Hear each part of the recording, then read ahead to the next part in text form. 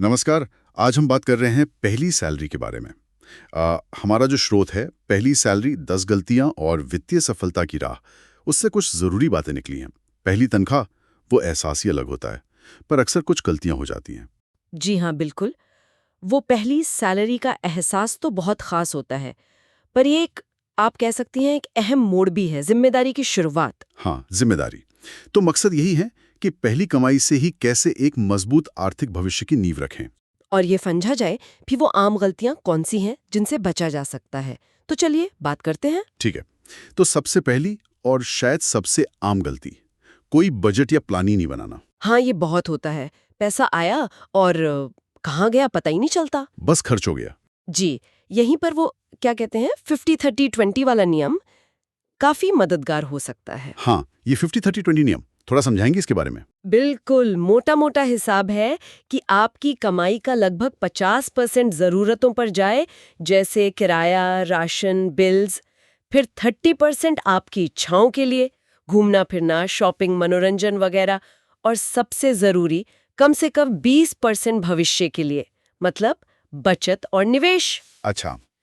और इसमें सबसे जरूरी बात यह है कि पहले बचत करें, फिर खर्च करें। मतलब सैलरी आते ही 20% अलग कर दें।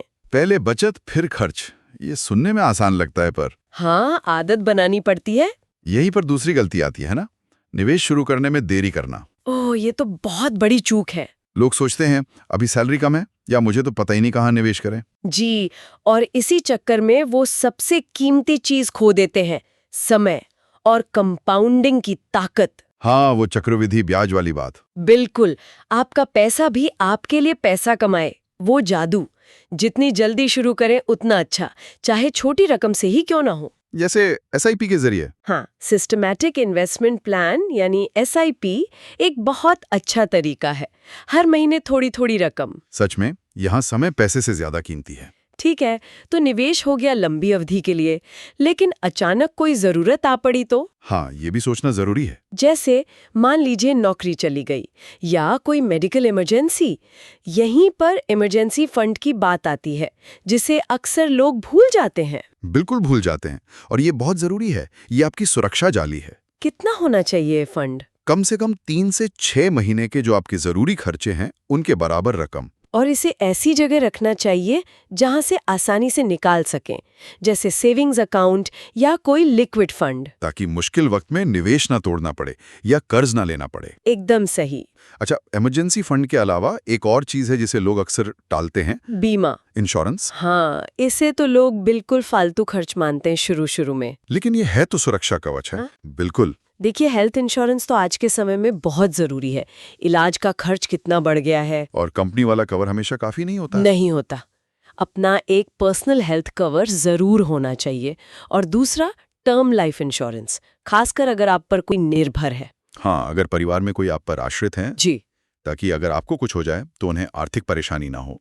ये बड़े अप्रत्याशित खर्चों से बचाता है। ये सब तो हुए पैसे बचाने और सुरक्षित करने के तरीके। लेकिन एक और निवेश है जो अक्सर रह जाता है। कौन सा? खुद पर निवेश। अपनी स्किल्स बढ़ाने पर। अरे वाह, ये आपने बहुत ही अहम बात कही। ये अक्सर लोग सोचते ही नहीं। हाँ।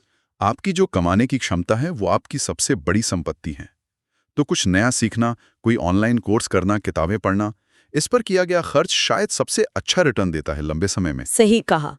इससे आपकी कमाई भी बढ़ सकती है। बिल्कुल। तो सार ये निकलता है कि पहली सैलरी सिर्फ पैसा नहीं है, ये एक मौका है, एक जिम्मेदार वित्तीय सफर शुरू करने का। जी। अगर हम ये गलतियां ना करें, जैसे बजट ना बनाना, निवेश में देरी करना, इमरजेंसी फंड और बीमा को नजरअंदाज करना, और हाँ, खुद पर निवेश ना करना। तो वित्तीय स्वतंत्रता की राह काफी आसान हो जाती है। बिल्कुल। तो मुख्य बातें याद रखने वाली हैं। बजट बनाएं। 53020 एक अच्छा स्टार्टिंग पॉइंट हो सकता है। पहले बचत करें। निवेश जल्दी शुरू करें, चाहे एसआईपी से ही सही। हाँ। इमरजेंसी फंड जरूर बनाएं। जरूरी बीमा लें, हेल्थ और टर्म। और हाँ, सीखते रहें, अपने स्किल्स बढ़ाते रहें। ये अपनी मेहनत की कमाई का सम्मान करना भी है, और अपने भविष्य को सुरक्षित करना भी। बिल्कुल। जिम्मेदारी के साथ जश्न मनाएं और भविष्य बनाएं। अच्छा, जाते जाते एक विचार छोड़ जाते हैं। ये सारे व्यवहारिक कदम तो जरूरी हैं ही, लेकिन अगर हम अपने पैसों से जुड़ी आदतों को अपने जीवन के बड़े लक्ष्यों से जोड़ दें, जैसे कुछ नया सीखना या दुनिया घूमना या शायद किसी की मदद करना। अच्छा, मतलब पैसों को सिर्फ सुरक्षा नहीं बल्कि अपने सपनों से जोड़ना। हाँ, तो क्या इससे हमें सिर्फ आर्थिक सुरक्षा ही मिलेगी या शायद कुछ ज्यादा गहरी संतुष्टि भी? इस पर सोचिएगा जरूर।